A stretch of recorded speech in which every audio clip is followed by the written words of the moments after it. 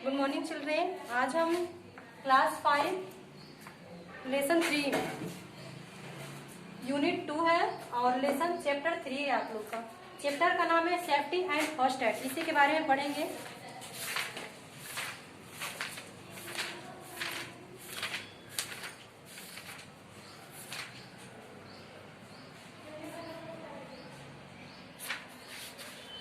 Accident can cause serious injury.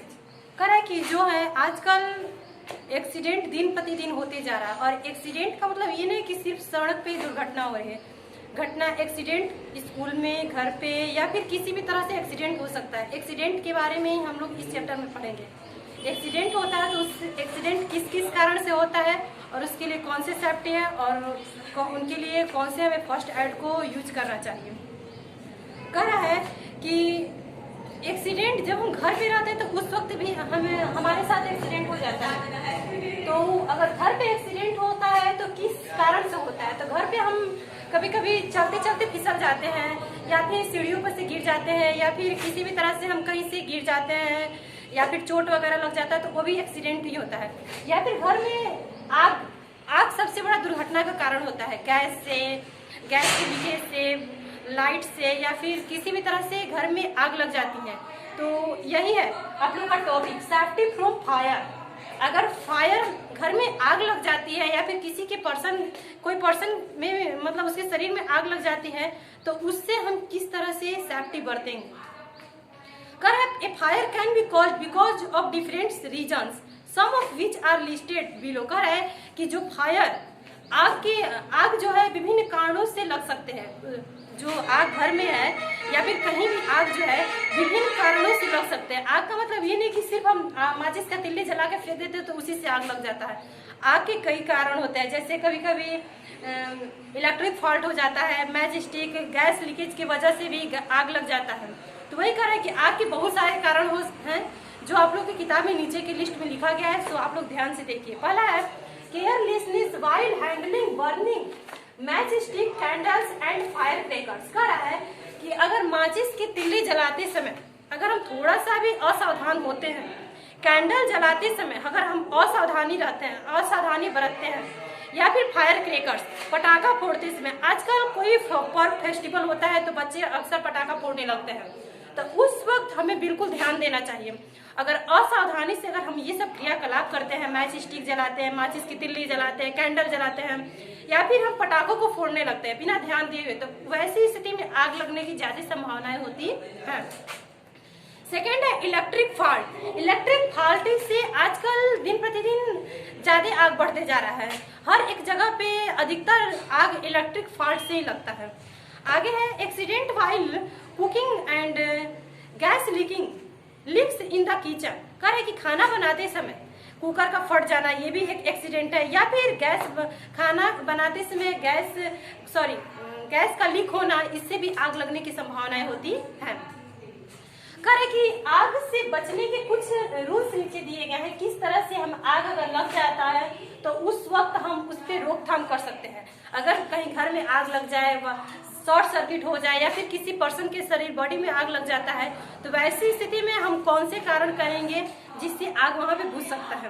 कह रहा है one must be very careful while handling fire. सबसे पहले तो हमें ध्यान देना होगा कि जब हम माचिस की तिल्ली जलाते हैं या फिर कोई अगर हम आग जलाते हैं तो उस वक्त हमें पूरी तरह से सावधान रहना चाहिए। अगर हम सावधानी के साथ हम आग को जलाएंगे तो आग नहीं लगेगा।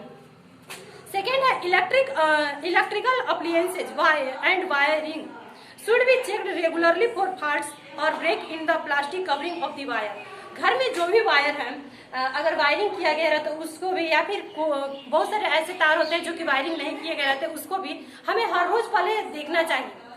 रेगुलर हमें उनका ध्यान रखना चाहिए कि कहीं वो फॉल्ट तो नहीं हुए, कहीं उनमें कुछ खराबी तो नहीं हुई। अगर हम रेगुलर ध्यान देंगे तो उसमें आग लगने की संभावनाएं कम होगी। अगर हम उसका ध्यान न दें तो अगर कहीं अगर तार वगैरह कटा रहता है या फिर टूटा हुआ रहता है तो वहां से शॉर्ट सर्किट होने की संभावनाएं ज्यादा होती हैं। आगे है synthetic clothes such as nylon should not be worn while cooking और handling fire as synthetic clothes can catch fire easily. कह रहा है कि सिंथेटिक क्लोथेज सिंथेटिक क्लॉथ जैसे नायलॉन हो गया, रायोन हो गया, ये सब कपड़े जो है हमने खाना बनाते समय, किचन में रहते समय या आग के पास जाते समय या फिर पटाखा वगैरह फोड़ते समय हमें ये सब कपड़ों को नहीं पहनना चाहिए, क्योंकि हम जानते हैं कि जितने सारे सिंथेटिक कपड़े होते हैं ये सब आग को बहुत जल्दी पकड़ लेते हैं। इसलिए हमें जब हम आग के पास जाए या आग के नज़दीक जाए या आग से जुड़े हुए अगर कोई काम करने जाए तो उस वक्त हमें ये नायलॉन, रायोन या फिर कोई भी सिंथेटिक कपड़े पहनने नहीं चाहिए, क्योंकि ये आग को आसानी से पकड़ लेता है। चौथा पॉइंट है in case of gas leak, अगर घर में गैस लीक हो रहा है, अगर घर में गैस लीक हो रहा है, गैस लीक होने का मतलब अगर गैस लीक होने लगता है तो हर एक पर्सन को समझ में आ जाता है, क्योंकि उसका स्मेल इतना खराब होता है कि सबको समझ में आ जाता है कि गैस लीक हो रहा है। तो उस स्थिति में अगर घर में गैस लीक हो रहा है तो हमें खिड़की को, दरवाजे को खोल देना चाहिए और घर में हमें कोई भी चीज़ जलाना नहीं चाहिए, ना ही गैस, ना स्टोव, ना कोई कैंडल वगैरह, कुछ भी नहीं। यहाँ तक कि हमें इलेक्ट्रिक लाइट को भी ऑफ कर देना चाहिए, उसे भी हमें जलाना नहीं चाहिए। नहीं तो अगर गैस लीक कर रहा है, अगर उसके बजाय अगर हम कुछ घर में जलाने लगते हैं तो उस वक्त जो गैस के लीकेज होते हैं, गैस पूरे कमरे में फैल गया रहता है, उस वक्त वो आग को बहुत तेजी से पकड़ लेता है। तो वही कर अगर गैस लीक कर रहा है तो वैसी स्थिति में हमें कोई भी चीज़ जलाना नहीं चाहिए और बल्कि इलेक्ट्रिक जो स्विच है उन्हें भी तुरंत बंद कर देना चाहिए। कह रहा है fire can B put out by the following method. कह रहा है कि अगर आग किसी को पकड़ लेता है तो हमें कौन कौन सा मेथड अपनाना चाहिए। अगर आग घर में लग जाए, किसी पर्सन की बॉडी में लग जाए या फिर कोई भी चीज अगर आग से जलने लगे तो उस वक्त हमें कौन कौन सा मेथड अपना के उस आग पे कंट्रोल पा सकते हैं। पहला कह रहा है in case of major fire the nearest fire station should be inform. कह रहा है कि अगर कहीं आग लग रहा है तो हमें तुरंत फायर स्टेशन यानी कि जो जहां आग बुझाने वाले यंत्र हो उस जगह पे हमें तुरंत इन्फॉर्म कर देना चाहिए, ताकि वहां से फायर फाइटर आए और आग को तुरंत बुझा दे। Fire fighter normally put out fire with the help of water. Fire fighter जो होते हैं जी, अगर आग कहीं गैस वगैरह से लगता है या फिर कोई चीज मैजिक की तिल्ली वगैरह से लगता है तो उस वक्त जो फायर फाइटर होते हैं उस वक्त वो पानी का छिड़काव करके उस आग पे तुरंत काबू पा लेते हैं।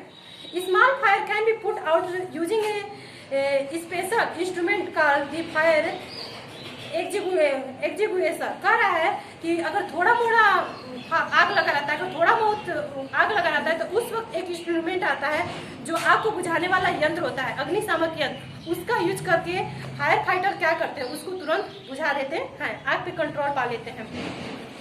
Fire caused due to electrical fault in never put out using water. कह रहा है कि अगर इलेक्ट्रिकल फॉल्ट से आग लगता है, अगर बिजली के उपकरण से आग लगता है तो वैसी स्थिति में हमें वहां पे पानी का यूज नहीं करना चाहिए।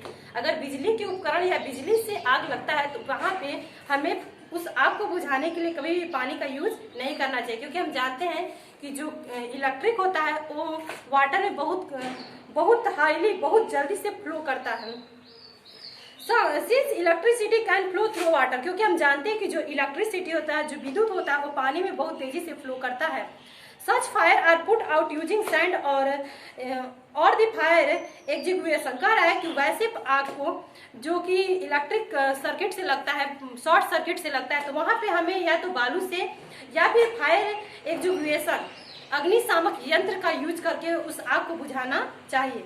Fire from petrol is also put out using sand. कह रहा है कि आग जब पेट्रोल से लगता है, अगर आग पेट्रोल से लगता है, किरोसिन से लगता है, तो उस जगह पे भी हमें सैंड का यूज करना चाहिए, क्योंकि अगर हम पानी डालेंगे तो हम जानते हैं कि अगर हम पानी में तेल या तेल पे पानी डालते हैं तो तेल बहुत जल्दी फैलने लगता है। तो अगर पेट्रोल से आग लगता है या किरोसिन के तेल से, तो उस स्थिति में अगर हम पानी डालें तो वहाँ पे बहुत तेजी से फैलने लगता है और वो बुझने का नाम नहीं लेगा और बल्कि फैलते जाएगा। तो वैसे जगह पे अगर जहाँ पेट्रोल से आग लगे वहाँ पे हमें तुरंत बालू का यूज करना चाहिए। आगे है in case a person क्लोथेज catch fire. अगर कोई व्यक्ति का कपड़ा आग पकड़ लेता है, अगर किसी व्यक्ति का कपड़े में आग लग जाता है, यही हो या फिर वो आदमी हो या औरत, उसे तुरंत रोल कर घुमा के धरती पे लिटा देना चाहिए।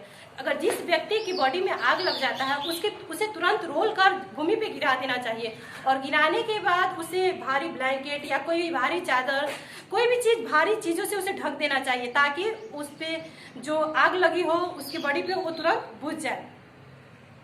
आगे की टॉपिक है फर्स्ट एड, और फर्स्ट